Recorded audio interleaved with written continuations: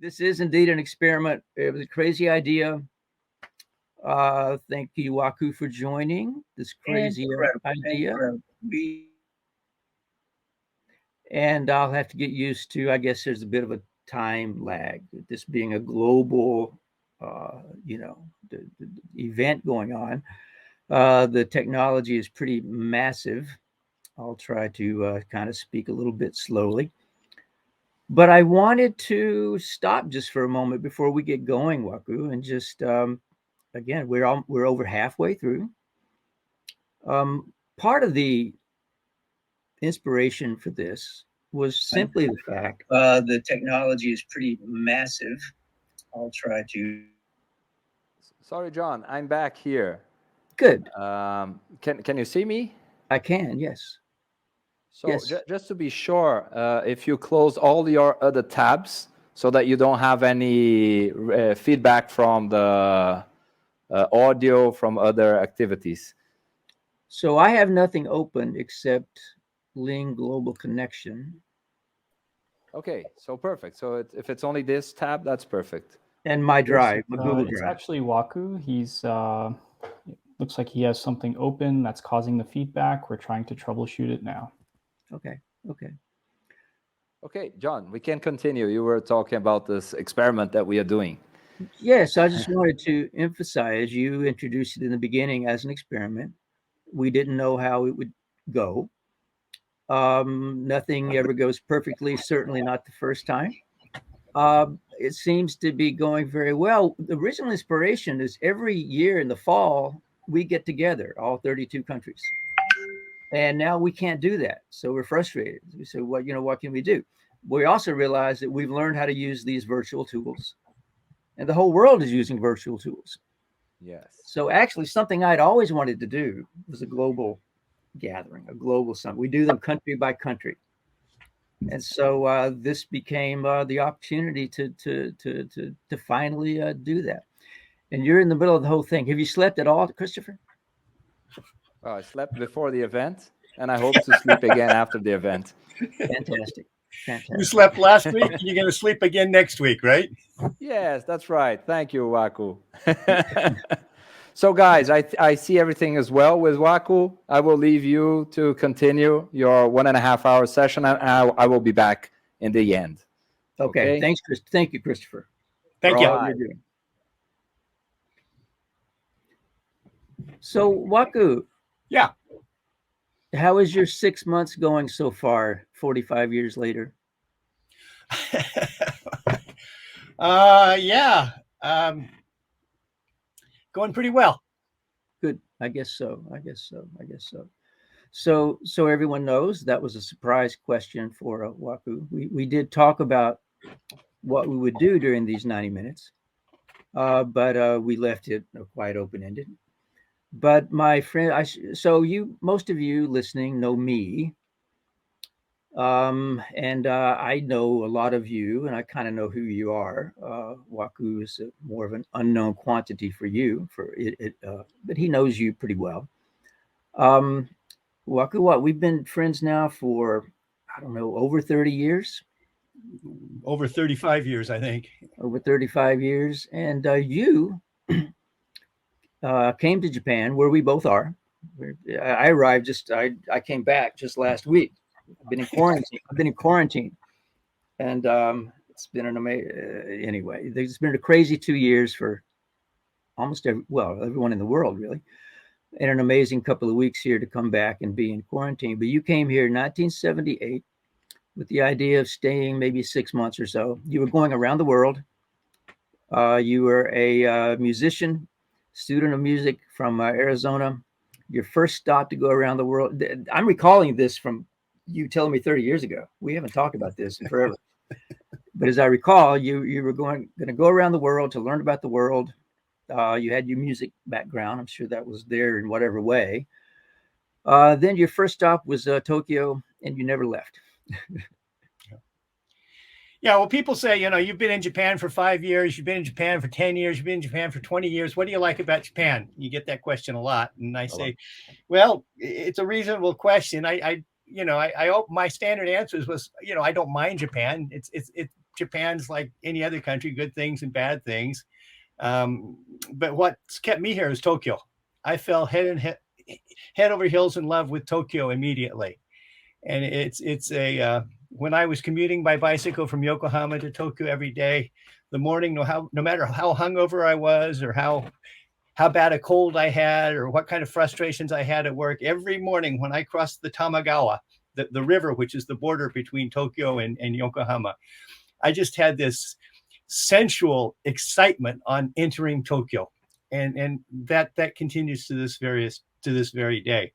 On the other hand, I've also developed an affinity for Japan too. So, but anyway, let's get off of me and onto the more interesting things. Well, it relates to why we're talking about why we're here. So, in addition to, so we've known each other for 35 years, and so a lot of people are familiar with either some of the Japanese TPS sensei, or a lot of kind of Western sensei have come from being like a translator for some of those Japanese sensei, doing work on the plant floor. What you have done is had the opportunity to kind of mind meld with several generations now of Toyota executives. It's an unusual, it's a unique, opportunity. And I think you have a unique perspective, and that's how we got to know each other back in the 80s. I was working for Toyota at that time. I joined them in 83, stayed, whatever, 10 or so years, most of that in Japan.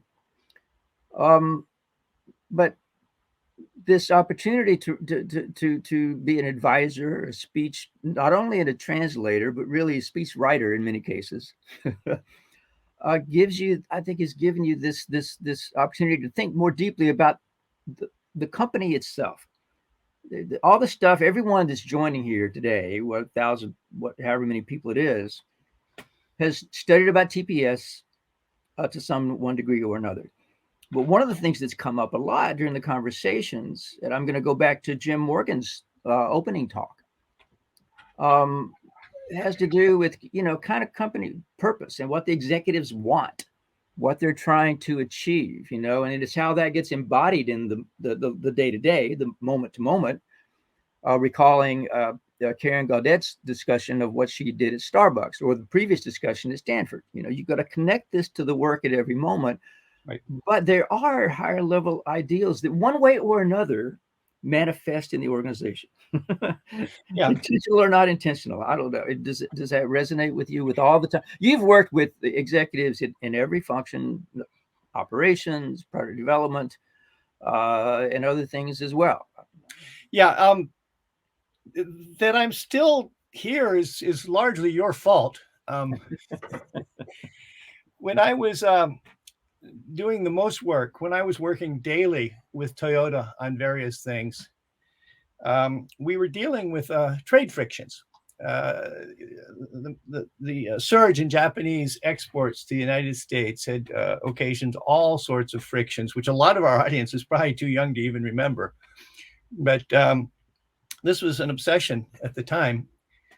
And you and I were thinking, you inside the company and me outside the company, if you wanted people in California or Kentucky or Derbyshire to think that, it's a good thing that Toyota has come, what can we offer? What's good about Toyota having come to town? And, is it new approaches to marketing? No. Not really. Sorry, guys, but no. Is it superior administrative systems, accounting, personnel? Well, I'm sorry to say no. What does Toyota do far better than anybody else ever? And of course, it's managing the way the value chain flows. And the greatest thing about Toyota and the value chain is their readiness, their willingness to share that. You always said, who was the football coach that you quoted? Oh, I'll show anybody my playbook. yes. You have a great football coach who says, I'll show anybody my Vince Lombardi. He coached the Green Bay Packers, Yes, which was a yes, dominant force in American yes. professional football. Real football, folks. Sorry, it's always fun being with an international audience and using terms like football. But and he said, I'll show anybody my playbook because we're the only ones who can execute it right. Yeah. And Toyota is perfectly confident about showing anybody their plans, their documentation of the Toyota production system, because they're confident that they can execute it better than anyone. And they until recently, that was true. And so you and I said, well, the best thing we can do for Toyota at this stage in history is share information about the Toyota production system and let people know that this is a huge benefit that will accrue from Toyota being their new neighbor. And so we produced the first, with you in the lead, we produced the first document issued by Toyota that provided a step-by-step description of how the Toyota production system works. And then thanks to you also, I ended up translating what is now The Birth of Lean by Takahiro and his partner, Takahiro Fujimoto. And I also translated another book by Fujimoto sensei. So that's been sort of a cottage industry for me here, translating and writing about the Toyota production system. Yes. Thanks to you. No. But here we are in the 2020s, kind of still doing that same thing. Because it is remarkable to me. We should caution everyone, especially with the Waku and myself and others who have worked either inside or close with Toyota for a long time. It's a big company, like any other. It's got crap that goes on, and when people go home after work and have a drink on the way home, they complain about things as they do with any other company. It's like when any organization, you open up the hood and look inside, and it's just a mess. But there's really is, even to this day, there's something unique about the company. And I will think it'll be my forever homework assignment to try to understand better what that is. And that's kind of, I think, what we wanted to talk about today. Not to get into the practicalities, which are important, and they're covered elsewhere in the 24 hours and other places and books, but to kind of start to peel back some of the layers of what it is that kind of maybe that makes the company tick. And one of the questions I've always asked is, why Toyota? Most of the things we talk about are aspirational characteristics that anyone can describe, or many anyway, would ascribe to. Yes, I want to respect people. I want to have great operations with no waste. All these things everyone would want. And somehow at that company, something happened so that all these things came together. They're the same problems that most large organizations, deal with, struggle with. And somehow they found a way to be making progress in navigating these very complex human organizational conditions and problems, and solve them exactly. But they've come up with ways of working, structures, and leadership, so there's something there, I think, that is that people can benefit from. Going back to our discussions, not to cut you off, but just to encourage you to keep going in that vein. Let's remind everyone here that in the 1950s, the smart money was on Nissan. That's right. Nissan was basically a national project, and all the government resources and permissions and authorizations were going to Nissan. And it was a Tokyo company, sophisticated. And Toyota was this backwoods truck manufacturer, not even in Nagoya, on the, outside Nagoya. And why Toyota? Why Toyota? Yeah. Why Toyota? So when I first went to Japan in 1977, it's exactly what you said. I visited Nissan, not Toyota. I went to the famous Nissan Zama plant, 1977. Okay. And went to Mitsubishi and Fujitsu and Fanuc and a bunch of companies. I had no interest in Toyota. No one talked about Toyota. Then I went back in 1983. Then when I got this, I was in Tokyo. You were there. And when I had a chance to go work for Toyota, and I told my Tokyo friends that I was at Toyota. I mean, that company is so Japanese. We Japanese think it's strange. So there's something there that's worth exploring. So that, again, to bring it back to today, your observation about Nissan is really important, because Nissan is no more like Toyota than Ford is like Toyota. Well, maybe a little more, but basically not. So it's not because it's Japanese, and that's the theme I thought we can explore. And to do that, okay, we put together a couple of slides, not many.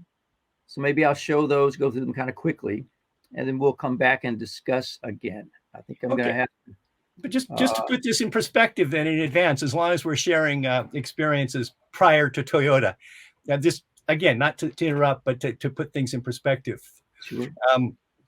The first automobile plant I saw was a Mazda plant in Hiroshima. I worked for Mazda a couple of years before working for Toyota, and I asked to see the plant. The people in PR thought it was strange. Why would you want to see the plant? But I insisted, and they showed me, and I was blown away. It was totally high tech. It was like a semiconductor device manufacturing facility. It was like a clean room. It was so sophisticated. I said, wow, no wonder the Japanese are so strong in automobiles, And only a couple of years later did I see my first Toyota plant.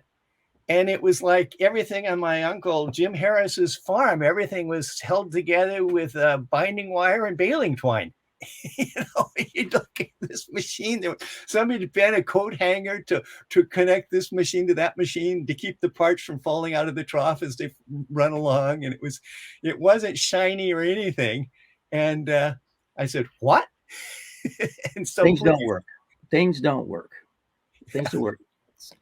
So I am going to try to show some slides here. Matt.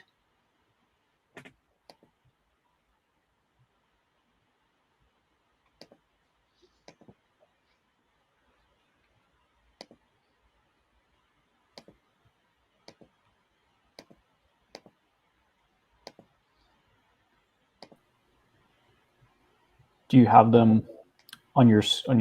There they are. Okay, good. Thank you.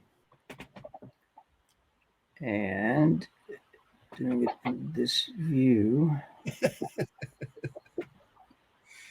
Present. Present is there. Okay. Can you see these, Matt? Everyone? Yes, we can, John. Okay, good. Thanks. All right. So this is the clever title: Quarantine in Tokyo, John Waku. We're going to talk about culture and lean in cars and coffee. That was the idea. Coffee is to drink. Talking about lean cars and culture is kind of what we'll talk about. And this is the Lean Global Connection, and that's a bunch of our lean friends there. We usually get together every year as we've talked.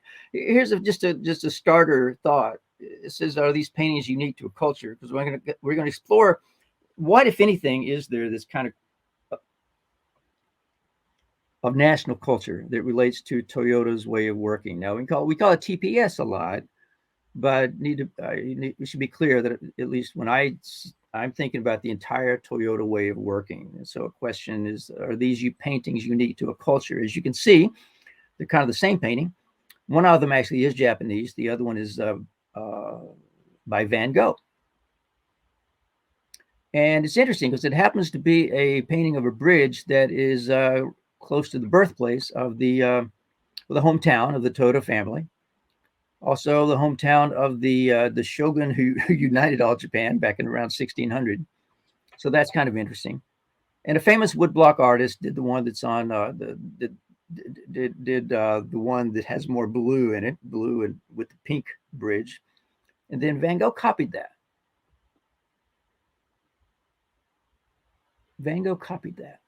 And it's pretty good. It's almost the same, but it is different. He made it his own somehow. So is it Japanese? He was inspired by something that he found there. So here's another couple of paintings that you could say are this unique to a culture. So this is the old TPS house, the kind of the original one, going back, I don't know, about 50 years ago now is when it was kind of put together conceptualized in this way with two pillars and roof and foundation. And then many companies have kind of copied it, make it their production. Instead of Toyota production system, it's the Ford production system. It's your company production system. And then there's been a track during these 24 hours, Waku, of our friends in the UK presenting what we have come up with. It's kind of a lean transformation framework, or really questions. Now, we put the questions in the form of a house to copy Toyota's thing, but the point is really the questions. And so what is unique? So obviously lean, or Toyota's way of working, isn't Japanese, or Nissan and all companies would work that way, number one. Number two, we wouldn't be able to incorporate these ideas and ways of working around the world as we have. But is that the same as saying there's nothing? Oh, that's us talking a couple years ago. We talk, we fight, we argue. So I imagine everyone here is thinking, no, that's not unique to a culture, because we can do it in Fremont, California, or wherever. But does that mean there's nothing that's characteristic in the Toyota way of working that relates to Japan being Japanese? It's a question not to answer so definitively yes or no. It's a question to explore that I think Waku and I are exploring now for decades. And Toyota's always told us that this painting it's the result of their attempts to solve their situational problems. So it only makes sense if you just copy that, thinking about Van Gogh and Hiroshige, that the woodblock print, things may go kind of funny. So here's a framework for us to think about together now, everyone out there. It's kind of the cultural context of lean system development. That's some words. But what you'll see is that this takes place, it's longitudinal, a look over much time. What I'm saying is in the middle. Here's just a way to think about what has happened there at Toyota, which is from about 1950 to about 1980. A lot of stuff happened in Toyota City. We can call that the incubation of lean thinking, or of Toyota's way of working in Toyota. Had a lot of pieces to it. And it was isolated. No one was looking. No one cared. As Waku said a minute ago, even in Japan, no one paid attention to Toyota. It was just a backwards company. I mean, Nissan was the one that got all the attention. But a lot of things led into that. There's been much made of how, Toyota learned from Ford. They learned from the TWI things that came from North America after the war. They learned from things before that.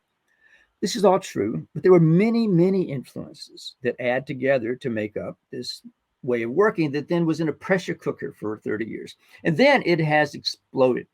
As Jose Ferro brought our attention early in the beginning to the book Machine That Changed the World. And around, again, in the early 1980s, people started to notice what was happening there. So let's take a quick look at this part in the middle. I'm not going to focus a lot here now. You can find this elsewhere. There is a video that Oreo showed earlier, me talking about this in more detail. But you have this 1950, which is the Toyota crisis, 1980, the globalization. It was this period that I think of as the incubation. Whatever happened there, that's when it happened. It is, and I would see it as a series of countermeasures based upon fundamental thinking. I think that was partly already there. And that thinking was to build a lasting company that would benefit society, specifically through providing better cars for more people.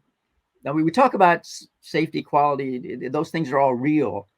But the vision that was driving the company for 40, 50 years was better cars for more people. I mean, it was very, very simple and straightforward.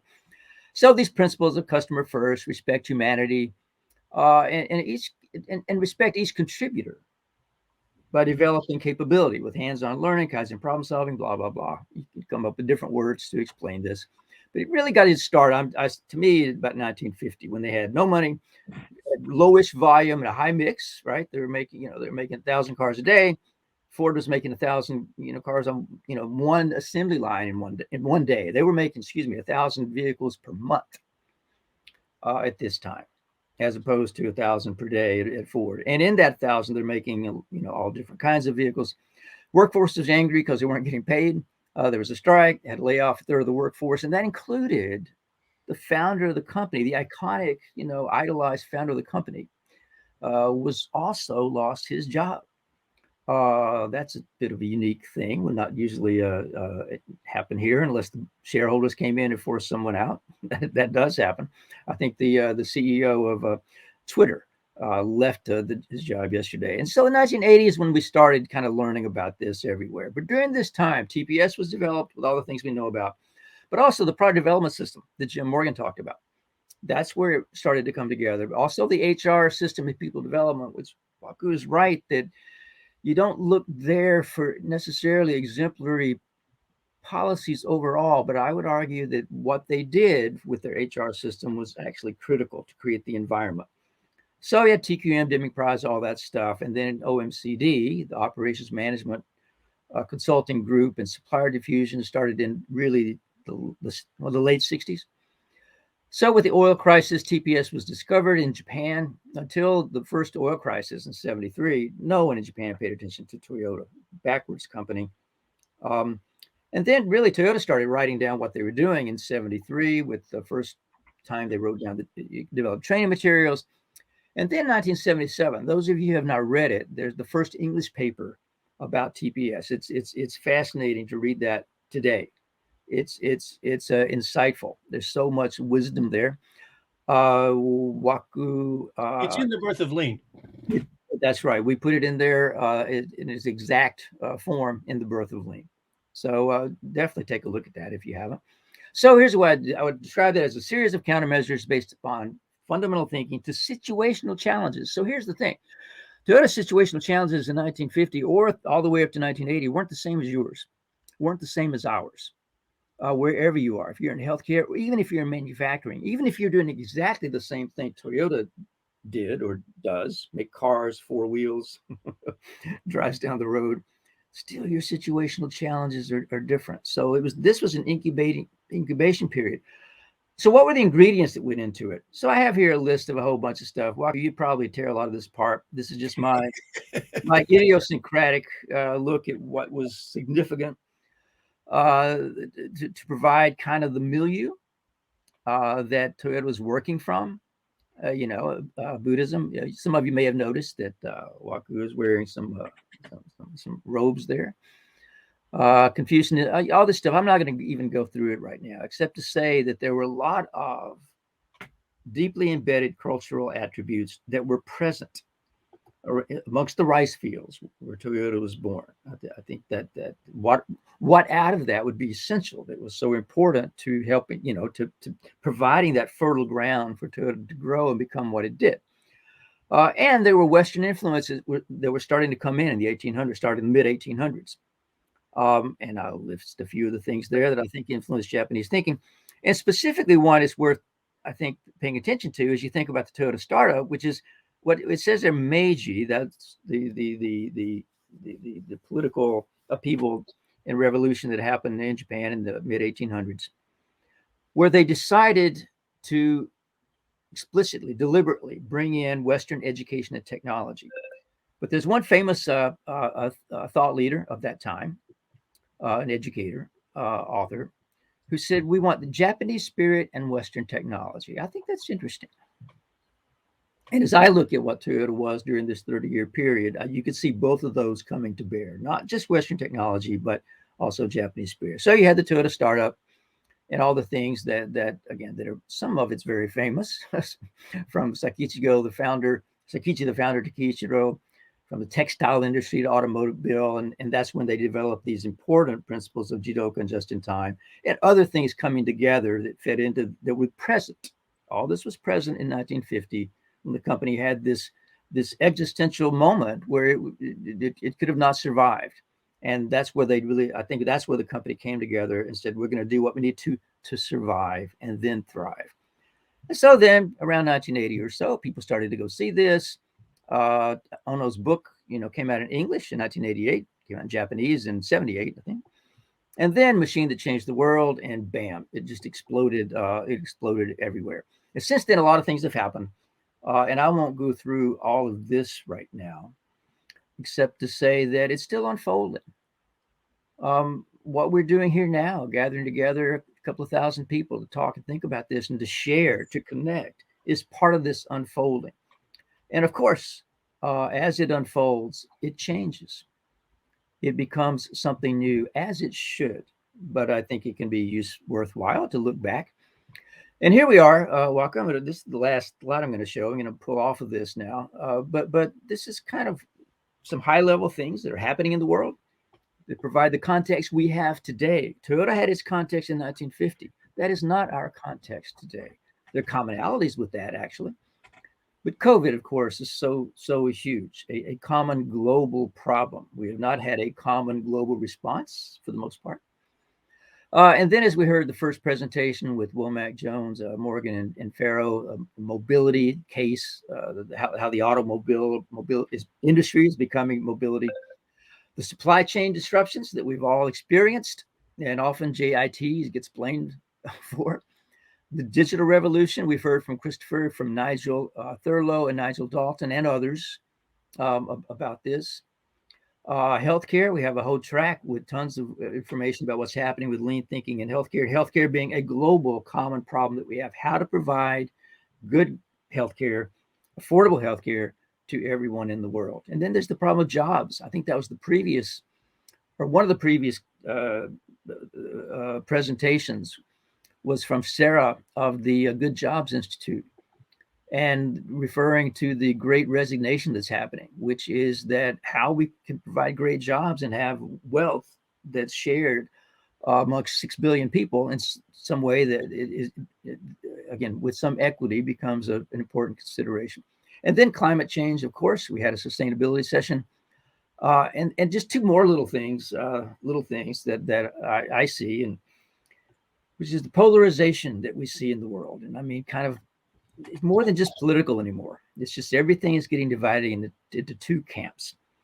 And I think it's cause for tremendous concern. I don't know what lean thinking can do about that, but I actually have some ideas of how maybe it could. But they relate to what I call here the attack on truth. And I think, Waki, you challenged me on that terminology, attack on truth, and suggested that's not actually the right way to think of it. Well, I'm not sure that the dualism of somebody intentionally beating on truth is apropos. I think truth is definitely disintegrating before our eyes, but the reasons for that, yeah. Well, and your sense of how to get at truth, right? Truth. I mean, how do you? So, what if it's come up in previous discussions? The wonderful old Taiichi Ono quote that, yes, I like data, but I want facts. Yeah. What does that mean? Well, it's a good thing to explore. What does it mean? How do you know what you know? And that just seems to be, again, if not under attack, it is disintegrating before our eyes. Yeah, and just before we get ahead of ourselves, a couple of things that you were discussing that I wanted to touch on before we move on. A couple of things you want to correct. No, absolutely not. No correction whatsoever, because that would be like beating on truth,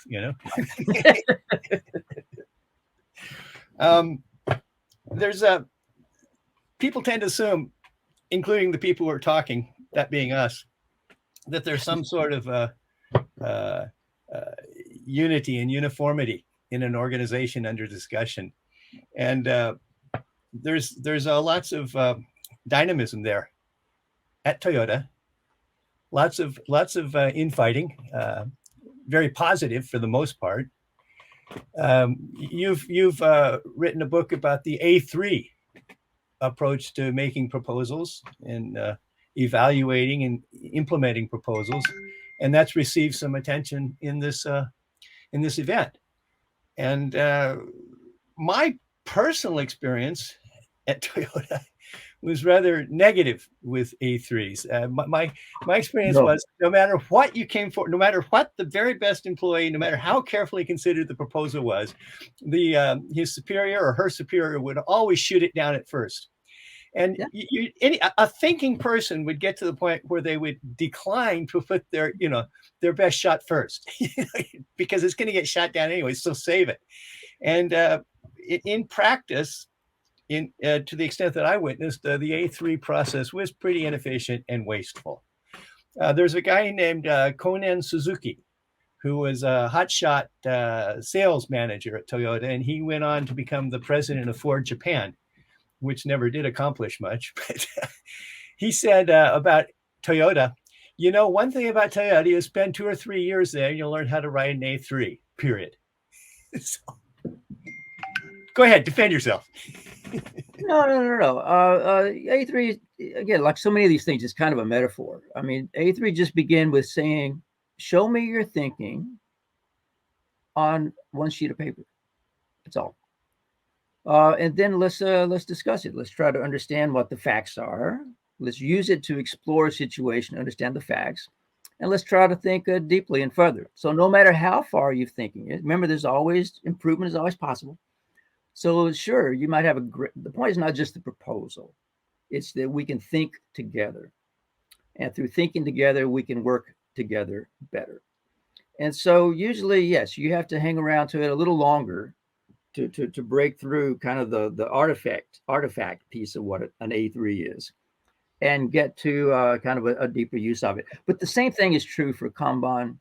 The same thing is true for all of these tools. That's one of, nowadays, just as you did, my friend, with the A3, there's a lot of appropriate, not inappropriate criticism of the lean tools, or the TPS tools. I think it's often a little bit misplaced in the sense that the problem hasn't been with the tools. It's the fact that the tool had an intended deeper usage. It had not only a technical, mechanical purpose, but a deeper social and thinking and philosophical purpose. And as long as we get into that part of it, like Kanban, on the surface, it's a silly piece of paper, for crying out loud. But actually, it can disrupt, it can revolutionize, right? The way work is organized. And the A3 is a similar kind of thing. And in fact, so all of those lean tools have the part you can see at the top easily, and then this part under the surface. So there's more than meets the eye, and especially with the A3, because it's nothing but A3 will be what you make of it, since it's a blank sheet of paper. Okay. If you want to make it into a bureaucratic thing to just stop everything, which many managers will do, then that's what it'll be. If you want it to be something that now enable you to see what your partner or the person in your work group is thinking, then it can be that, and then it can be a powerful thing. That's all. That's all. Yeah, and I know you want to get onto some videos and stuff, but I've got to toss one more thing in here in that vein. Another thing that comes up when we're talking about the cultural roots of TPS, yes, and talking about Toyota culture, is the role of consciousness. I mean, there's always a lot of stuff that goes on there that people are saying nothing because it's better left unsaid in there. A great example that comes to mind is probably the smartest chief executive Toyota's had in the past few decades was a guy named Hiroshi Okuda. Mm-hmm. And now he was not shy about letting people know that he was smart, but he was a really smart guy, and he was a really funny guy, and he's still kicking and doing lots of things in Japanese business and government, which are extremely positive and useful. But when his successor, Fujio Cho, the guy who you know well and set up, well, he didn't set it up, but he was put the instrumental, got the momentum going in Kentucky, and became president. And he said, well, and he was a co-author of the paper, the 1977 paper that you mentioned earlier. And he said, we really have to have something more than an unconscious shared understanding. We have, now that we're a global company, we have to have something that people can cognate, something that people can read and share, a common verbalization. And so he came up with the Toyota way. And he assembled a team to put together, to codify what had gone down as an unconscious understanding up till then is a conscious code that could be shared among Toyota people around the world. And Okuda-san was looking at me one day, and he just sort of grinned. He said, I don't really like that. He said, it's like brainwashing. I really don't think we ought to be brainwashing people. And so the difference in the very honest and well-intentioned desire to have something that we can share, and also a sense of caution about mind control. It's a healthy, I think, dialectic, going back and forth. They're both right. Absolutely. I think it's absolutely healthy. Partly goes back, even Ono said back in the early 70s, when TPS had no name, and many people internally called it the Ono system. Others call it whatever. And he said, don't call it that. He said, don't call it anything. When you name it, you will kill it. And that's okay. Looking for little hints of what it might be present in Japanese culture that inform this kind of deeper look into the Toda way. Distrust in words, I think, is one of them. And distrust is a word that I use here. In other words, it's hard to. It's both things together, as you just said. So yes, Okuda looked at something like that as a brainwashing. Mr. Cho recognized that we're going around the world. We have to be more explicit. I remember debates back in those days, actually, of that Westerners. One of the TPS guys, when we were debating this, early 90s, and how explicit to be about teaching TPS.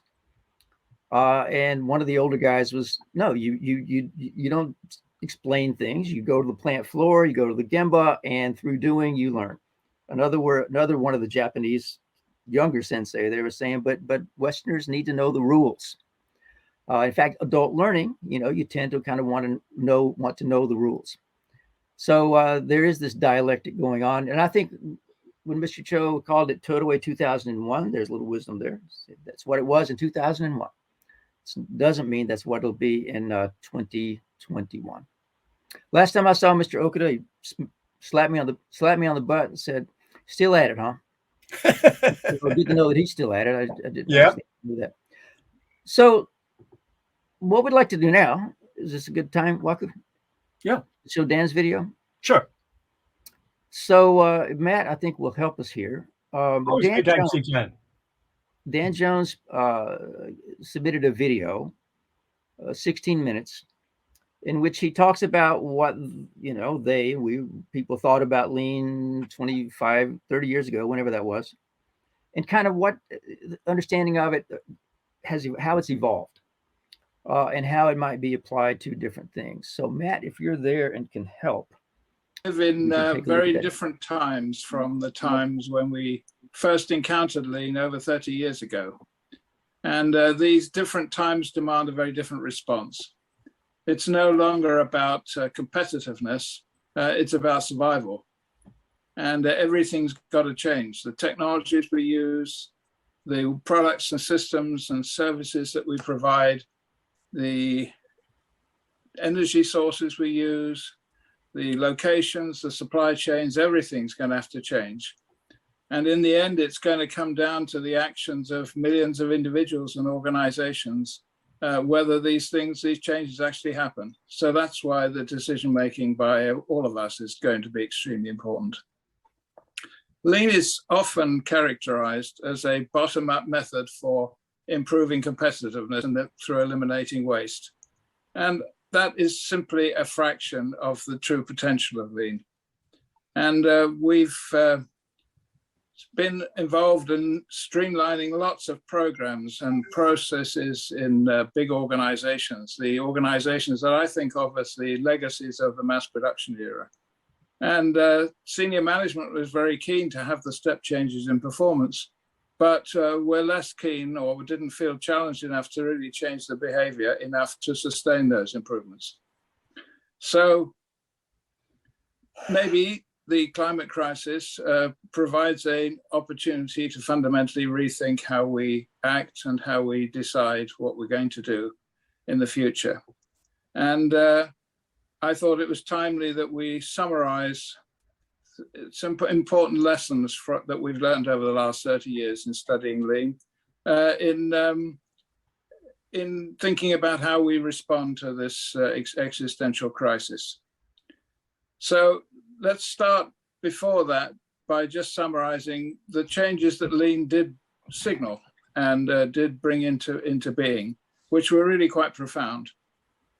In the post-war period, organizations of all kinds were deploying specialized knowledge into functions, into organizations, into departments, into factories, bigger factories, into supply chains and warehouses and so on and so forth.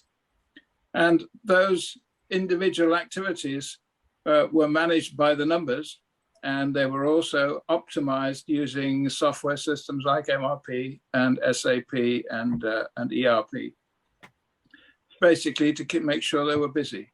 I mean, if all the activities were busy, that's kind of the best we can do. And what happened is that they've had to focus, obviously, on securing markets for those outputs that were being produced. And externalities were the responsibilities of governments. And supply chains just spun spiders' webs around the world to take advantage of low labor costs and low transportation costs.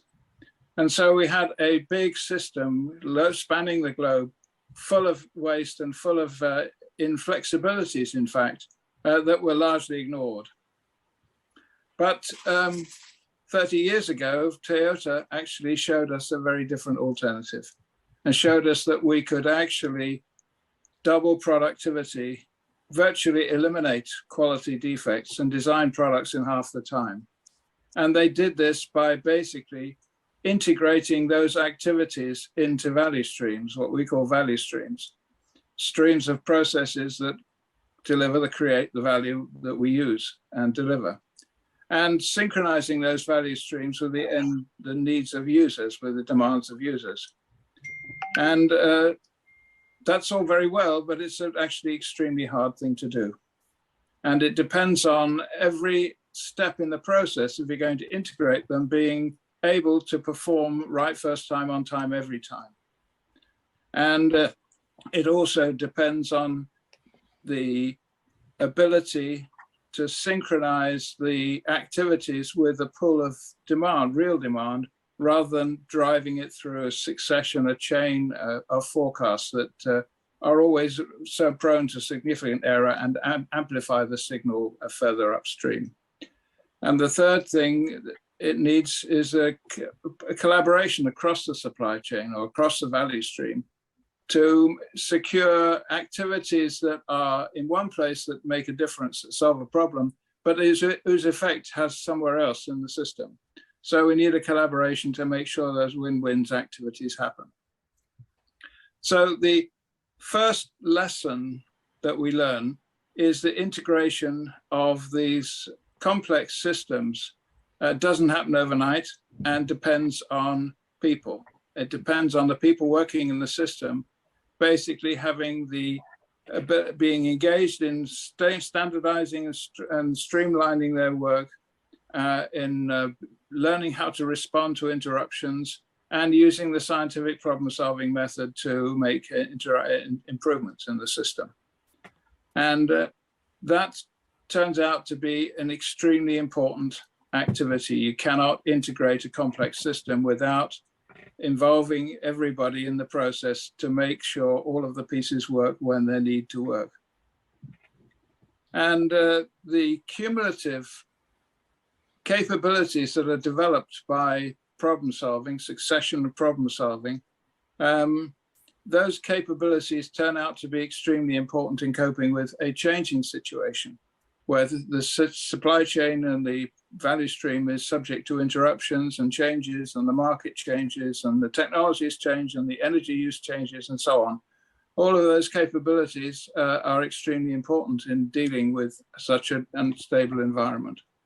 They're also extremely important as you accumulate the learning from those capabilities and as an input, together with obviously input from the users, into the development of next generation products. And this rapid iteration between the experience of making today's products and improving today's processes and value streams, and integrating those with the needs of users, that's extremely important. And that iteration allows us to not only stabilize big bang new developments, but also to iterate thereafter and scale up those new developments much more quickly than if we always start from a clean sheet design. learning by problem solving doesn't just happen. It's actually part of a structured system of continuous improvement and continuous capability development right through the organization. And a network of senseis, teachers right across the organization who can advise and guide those people involved in projects by asking them questions and by provoking them to think about different alternatives and different answers to the problems they're facing. So it's an absolutely structured process that leads to a culture of respect for people and commitment to personal development, rather than treating people as disposable assets. And it's going to be key in the response to the climate change to see how leaders, to the extent to which leaders actually engage this capability development of their employees, or whether they still think that they can buy best practice from elsewhere, which actually you can't do when the best practice is changing and is situation specific. So people is extremely powerful method for basically making sure integrated processes actually develop and run. The second iteration, the second lesson, is actually learning to see the whole system as a whole and to also see the extended value stream or supply chain, if you like, with all its tributaries, because it's the whole system that we're trying to improve and synchronize and improve. And so I've spent a long time with many senior executive teams, helping them to visualize their organizations as collections of processes. But I've also spent days, weeks, months walking supply chains back through multiple plants and multiple countries. And in each case, it strikes me that the scale advantages and the labor cost advantages are more than offset by the benefits from the potential benefits from synchronization and co-development of product and process.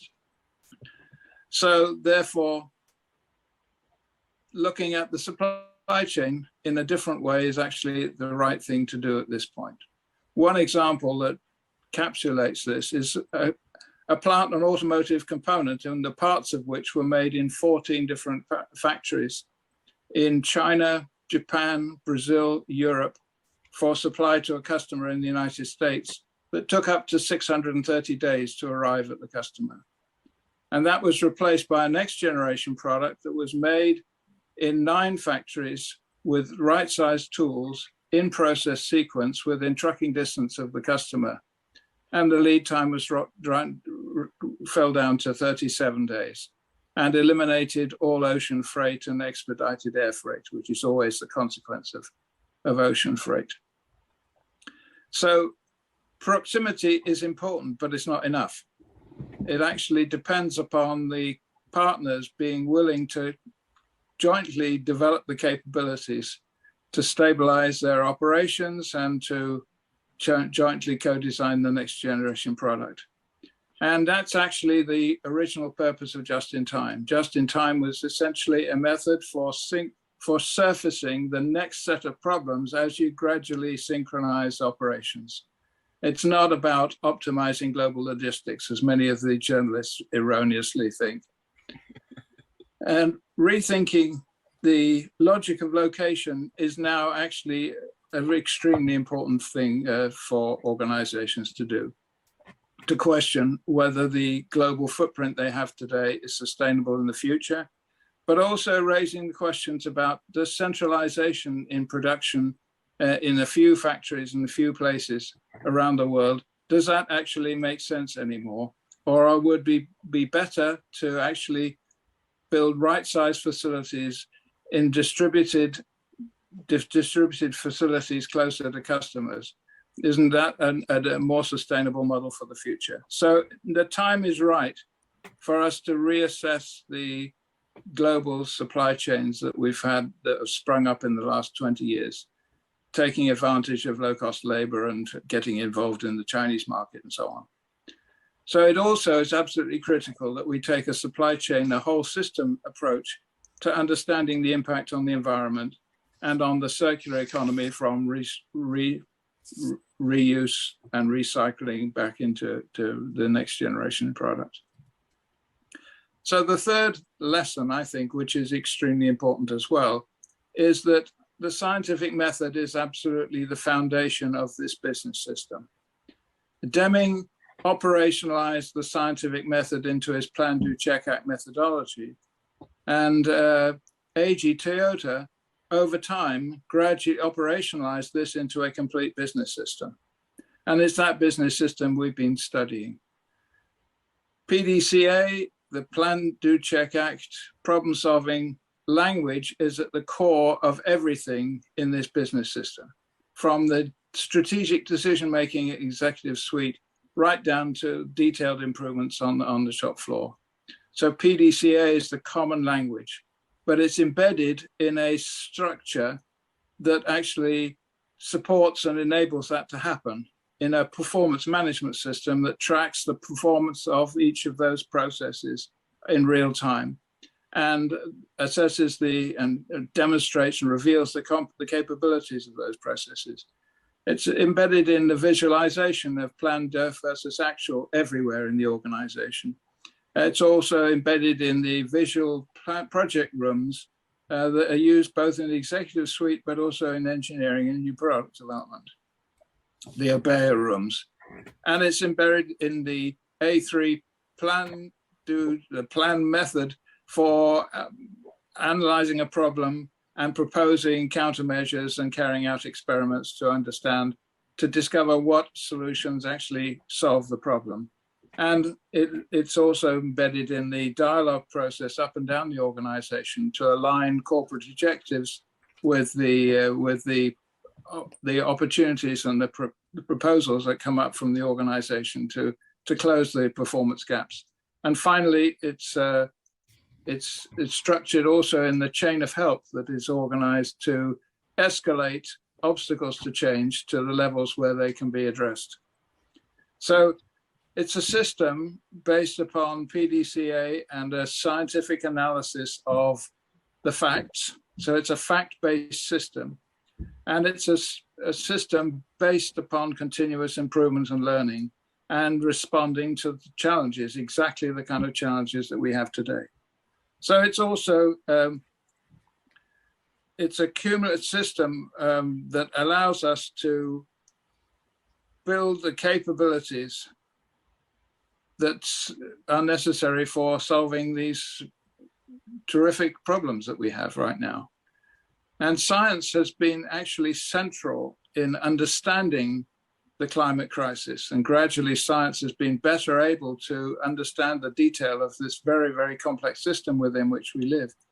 And I'm quite convinced that science has to be part of the process of addressing those challenges. And so science, the fact that this is a science-based management system is absolutely in tune with the times. And I think the potential is enormous from using this system to address the problems of climate change. And one final thought is the democratization, as I call it, of scientific practice, i.e. using scientific thinking and processes in everyday work by everybody is actually an enormous step change from all of the skepticism we have about science and about facts and so on. So I think that ultimately will be the biggest legacy, will be the democratization of scientific practice across populations and across the whole world. And all of that is going to be key to sustaining and ratcheting up and scaling up the technologies that we need to meet the challenges of the future. Cool. There's a lot there. Yeah. What stood out to you? A couple things. Let me start with the bottom up. Dan was talking about democratization there at the end. I'm not sure exactly what he means, but I do know that when you and I were pitching the Toyota production system as the best example of why it's good that Toyota is your new neighbor, we were emphasizing the way that, unlike Western management, Japanese management, as epitomized by the Toyota production system, devolves authority to the workplace, empowers workers. And I remember being scolded severely once by Hajime Oba, who went on to fame as the longtime head of the Toyota Supplier Support Center, now under a different name, in Kentucky. And he was in the division responsible for implementing the Toyota production system down at headquarters when I met him. And I was talking to him about devolving authority to the workplace and how that works in the Toyota production system. And he looked at me with eyes that could kill. And he said, the Toyota production system is not about devolving authority. The Toyota production system, he insisted, is about rules. It's about following rules to the letter. Now, he probably expressed that sentiment in different terms to different people in different situations, but that's what he had to say to me at that time. And I know that you have something to say about that. Well, yeah. I mean, sorry to put you on the spot. Well, again, it's all contextual and situational. So why he was saying what he was saying to you at that time. At that time, in his conversation with you, you were a problem for him to solve. So he heard whatever, it's all a matter of balance, yin and yang, and it's all a matter of how these things fit together. And I think it's very easy to get an idea that this is, yes, just giving authority, do what, you decide to the front lines, as opposed to something that I think is a lot more dynamic than that. But I do think that cascading ownership. So I do think that TPS, or what I would think of as a lean working system, does get the owner. It gives the ownership of the outcome to each person that's doing that work, whatever that may be. If I'm designing a case for the iPhone, or an ashtray, or the styling for the next whatever product may be, or if I'm if I'm doing janitorial services in the plant, which we think of as such a menial, mundane work, but it's you just give someone some instructions, rules to follow. So what are those rules? I mean, the word rule, can be sometimes different things. In the Japanese will use the English word rule to mean a certain thing. One thing I think that's important to kind of to be part of this is one of the big things that a lot of people take away from TPS is standardized work. The fact that you don't just do it different ways every time. Everyone doesn't do it a different way. You have standardized work. But it's really important to recognize that, and without standards or standardized work, there's no improvement, all that kind of thing.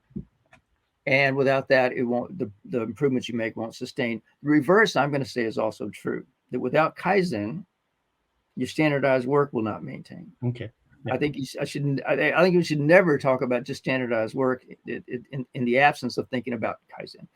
And the Kaizen means engaging the person in thinking. So if you're in an office, the carpet gemba, you might use a piece of paper like an A3. If you're on the plant floor, you don't need that. The work is in front of you. The problem is in front of you. The machine doesn't work. The motorcycle won't start.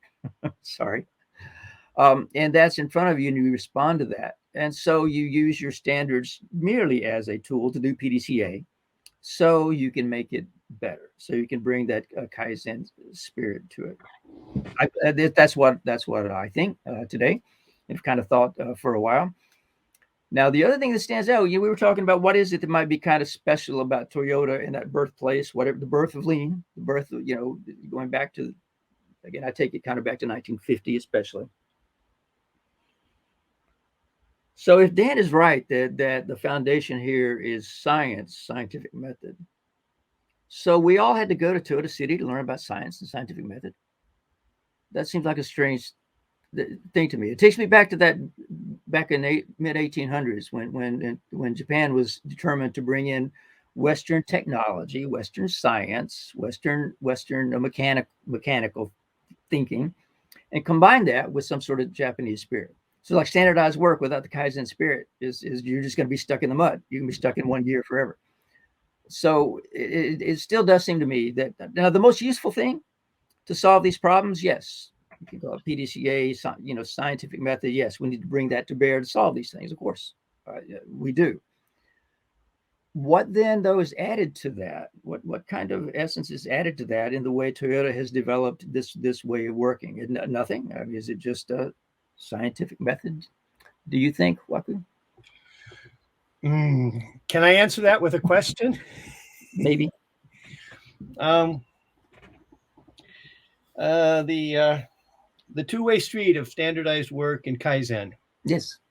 I think it's a two-way street. I think it's two sides of a coin, two-way street. In the framework of PDCA, yeah. Yes. Something that comes to mind is a conversation I had way back when with a man named Masaaki Imai, who is a famed consultant and author on Kaizen, and thankfully still active. Yes, still active. And this conversation was some 30 years ago. But he was talking about what he saw at a vehicle plant in France. And he was talking about a guy who was responsible for mounting tire and wheel assemblies on each car that went by on the line. And Imai-san was just frustrated as hell at this guy. He said sometimes he would take a route over to the tire wheel assemblies that was 6 steps, and sometimes he'd walk 7 steps, and sometimes he'd walk 9 steps.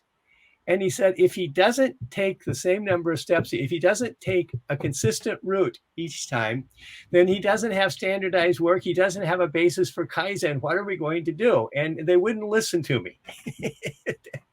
And I was thinking at that time, I was a lot younger then than I am now, but I was saying, gosh, if I was in that guy's, the worker's place, I would do the same thing. I don't want to take 7 steps every time. Sometimes I want to take 9 steps. Sometimes I want to go over to the right. I want to do things differently occasionally.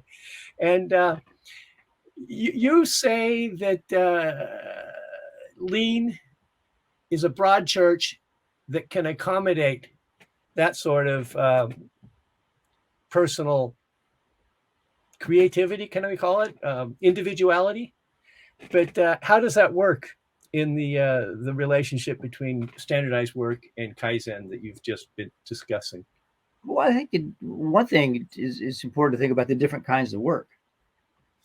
So if that person putting on the tires a different way every time is probably going to encounter a lot of problems of his or her own making, and hurt himself ergonomically. Yeah, he's going to do, which happened to me actually when I went through my plant training, joined Toyota in '83. I had a job installing seat belts and other things inside of Corollas, and getting in and out, 500 times a day. And there was a way you're supposed to enter and exit the vehicle that I was actually too tall to be working that job. They made it, 6 feet tall, and I think the limit for that job was 5'9" or something like that to use. So I was doing it a different way, and my team leader said, "No, you're going to hurt yourself," and I didn't believe him. And I kept doing it my way. And so he brought over the group leader. We had the same conversation. Who brought in then the ergonomic specialist, who brought in the engineers, and they were all watching me do this job over and over. And they sat there on the spot and figured out a way that I could do it in a standardized way that would not hurt me, but they still fit me. So I feel like it was my my way of doing it. So it depends on the work. I think going back, I don't know if you had a chance to listen, if you didn't, to go back and listen to Karen Gaudet's presentation about standard work in Starbucks. Right. I think it really fits there because you have, 100, however many, 100,000 employees of Starbucks handling customers of very, very different kinds. And you have people who kind of naturally want to do it in a different way. So what you transfer, what you want to spread through the company then is not the actual solution, but the means by which to get a solution, which again is PDCA.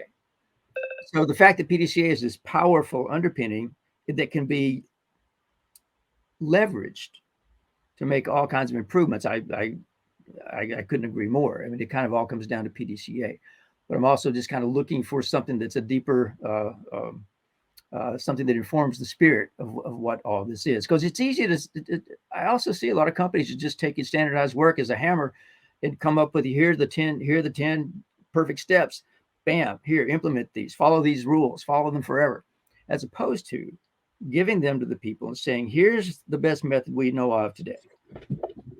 Work this and then learn this PDCA, learn this way of working and improving, and you can make it better. You can make it your own. You can take ownership of what the work is over time. So I don't see it. I mean, I see it as something that can be worked through, the particular problem that that Mr. Imai was having at that time. I bet he's faced it many times since then as well. I'm sure he has. So part of the inspiration for the title of this actually goes back to a conversation something that I heard you, Waku, say many years ago, which was that if I ever drag you into a lean event, lean conference or something like that, that Never happened. That you would want to talk about the cultural context. So what do you have to say about the cultural context? Again, is it just scientific method? So John Dewey, happened to find better manifestation in Toyota City than everywhere else in the world that was using science? Well, another question in that context. I was happy to hear during the sessions that I was lucky enough to witness since last night, repeated references to the issue of ego. And I don't think any human being on earth has any more ego than any other person on earth. But obviously, in different cultural settings, it manifests in different ways. And there's no question in my mind that in Japan, it's easier to get people to do things faithfully and reliably according to what you just characterized as the rules by telling them to do it. And the best way in the world to get an American not to do something is to tell them to do it. or a Frenchman. Yeah, I know. And we're dealing with a multinational group here today. And I just have to apologize for my lack of international experience, greatly insufficient, but just two contrasting examples there. How do you manage the different manifestations of ego in your approach to whether it's the Kaizen, standardized work dichotomy, or lean more broadly? So I hope people who know me have noticed what's happening here, which is a lot of people credit me or accuse me of answering every question with a question. You'll notice that I'm always outdone in this regard by Waku. I asked him a question, and what came back was a question. So first of all, you point also to ego. So my question was, what's the cultural context? This ego thing is a deep part of that. It's come up through this 14 hours that we've gone through so far, and I'm sure that every single person that's participating in this has experienced ego getting in the way of being able to work together for common goals.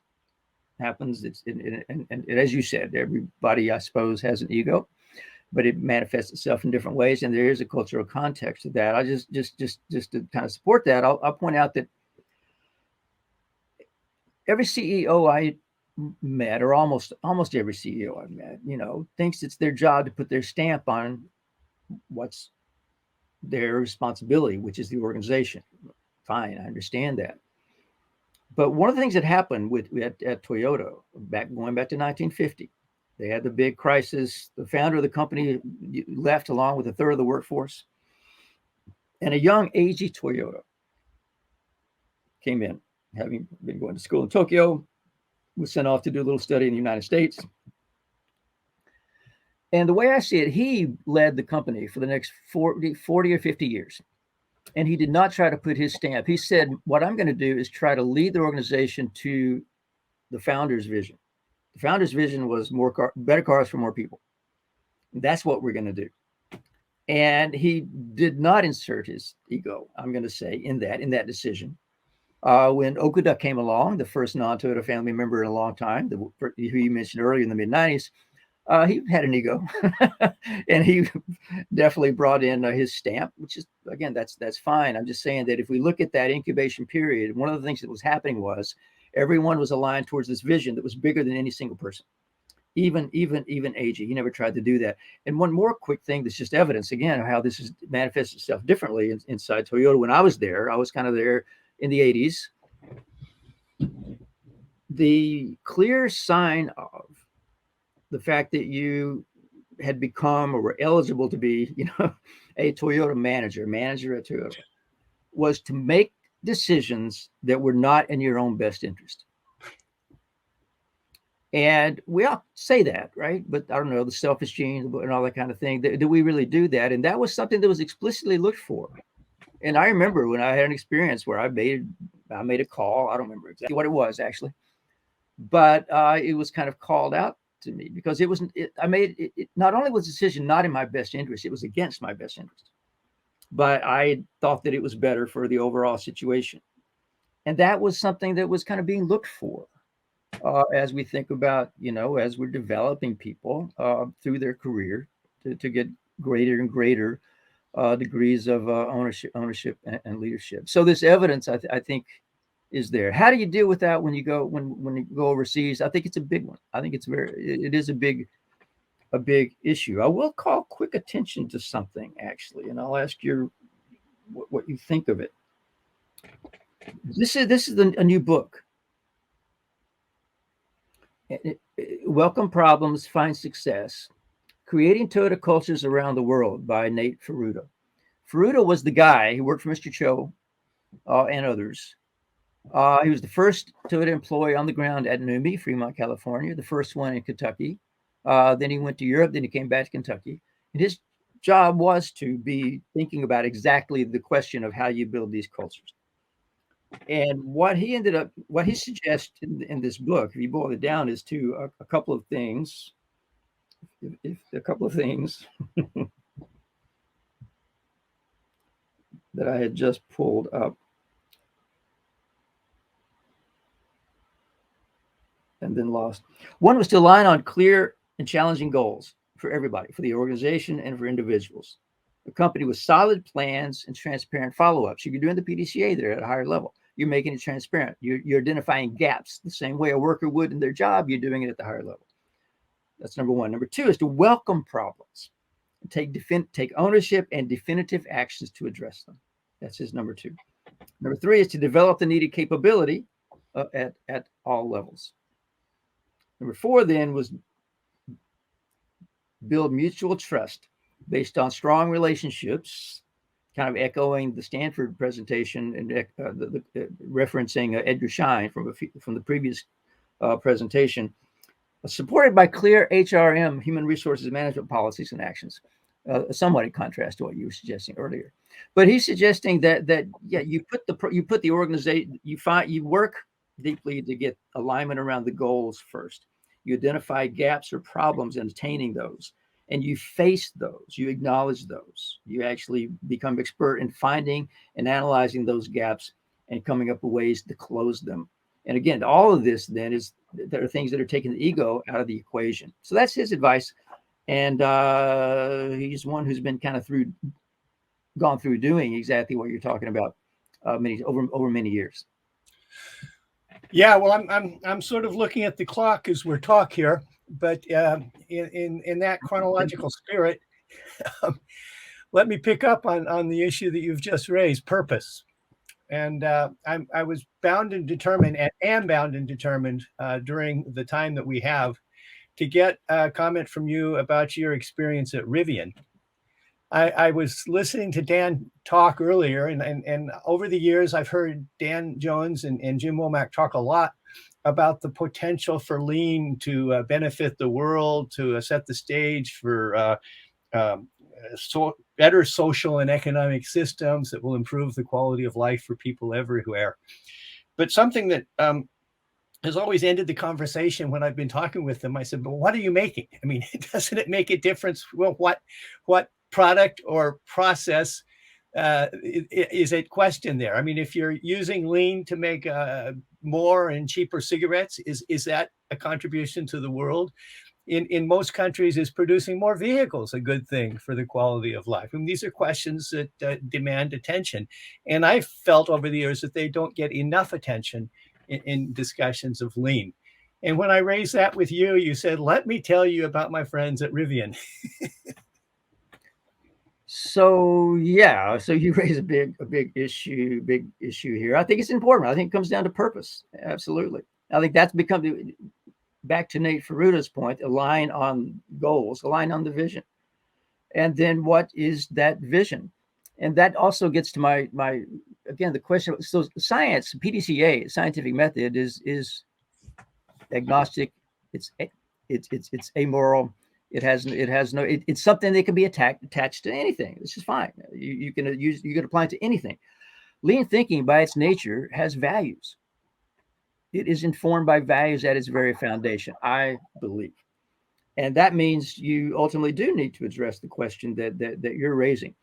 So what I'm going to try to do now, I hope I can, is share my screen again. And in that, I'm going to try to share a video that I have. Can you see my screen? Can you see my screen? Not yet. Oh, no. All right, let me do that again then.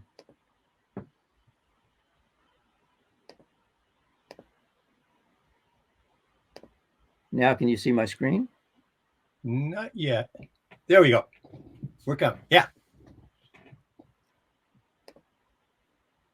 All right.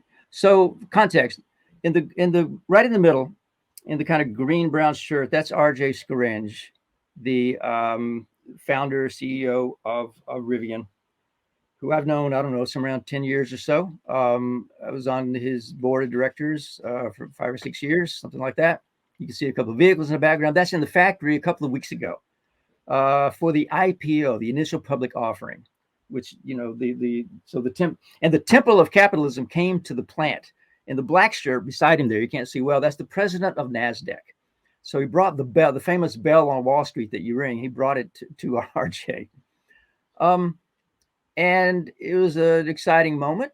RJ needed additional funding to fulfill the vision that he has, the plan that he has. And this is a very short video, only 12 seconds. I'll play it maybe twice. But I want you to notice what you'll see is the video playing here at the site with some words from RJ. Let's see if it works. This is a once-in-a-planet situation where for the first time, a single species has the potential to change the makeup of the planet that will affect all species for all time. And maybe once more. This is a once-in-a-planet situation where for the first time, a single species has the potential to change the makeup of the planet that will affect all species for all time. So were you able to kind of follow that, Waku? Yep. Makes you sort of excited about lean, doesn't it? Well, it does, doesn't it? And it's the kind of thing that could make you excited about your company, I think. You could be excited about the purpose. And then you have something big to measure yourself against. Now, that doesn't mean on the mundane day-to-day moment, if I'm getting in and out of a vehicle 500 times a day, or if I'm serving, however many lattes you might serve in a day, that's what you focus on. But recognizing that there's a connection with a real purpose that is informed by values that we believe in, I think that does make a big difference. I mean, what do you think? So here you have a vehicle. That's the most amazing vehicle ever. I mean, it's as fast as a Ferrari, handles like a McLaren, can crawl over rocks like a Jeep, all in the quiet luxury of your Lexus. I've heard a rumor that you own one. And I have, and yes, it's incredible. And the company's trying to make it's not there yet, but the vision that informs it. Jim Morgan talked about it earlier, right? He was the CEO there for about a year to help things kind of get going. And the vision is very clear. Now, they have a lot of PDCA to do, but that PDCA is informed by some underlying values. I don't know, does that come through? Yeah. In a big way, I think.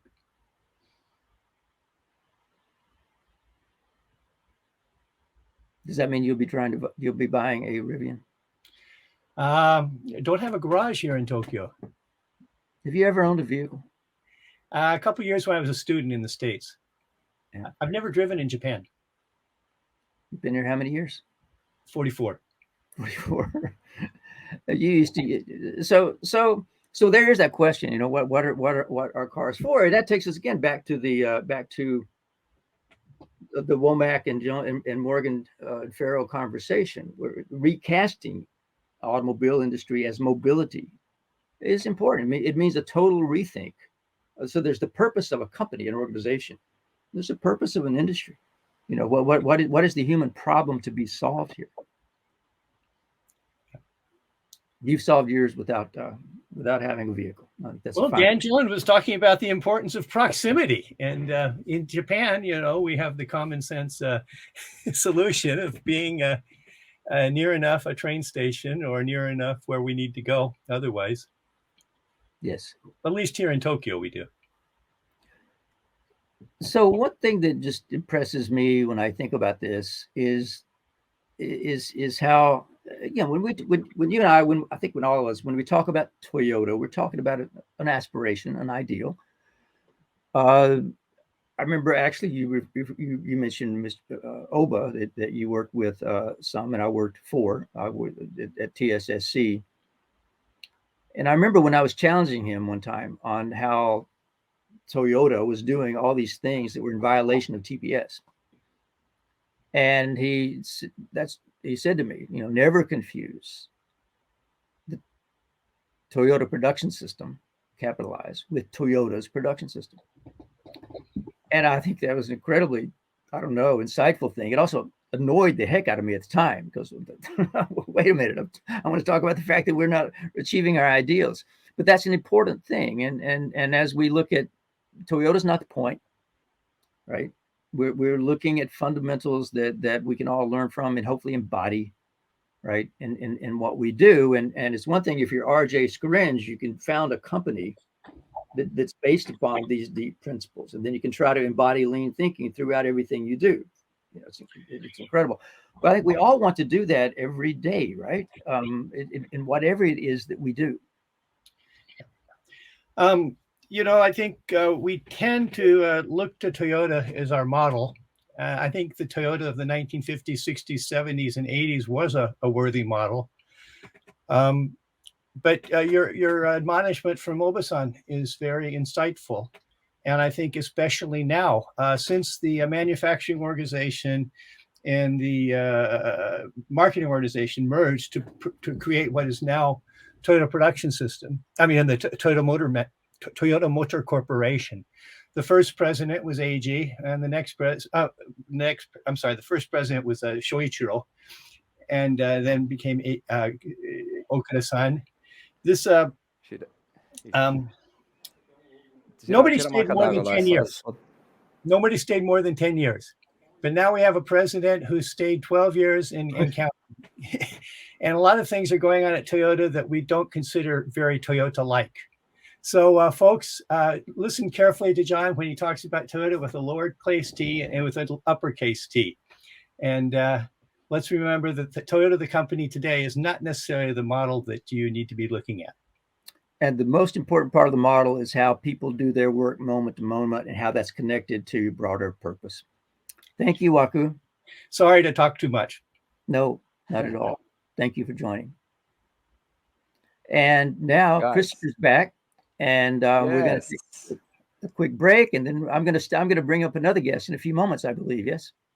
Exactly, John. So I'm just coming back here to keep everything on track. So we finished this session with Waku. Thank you, Waku.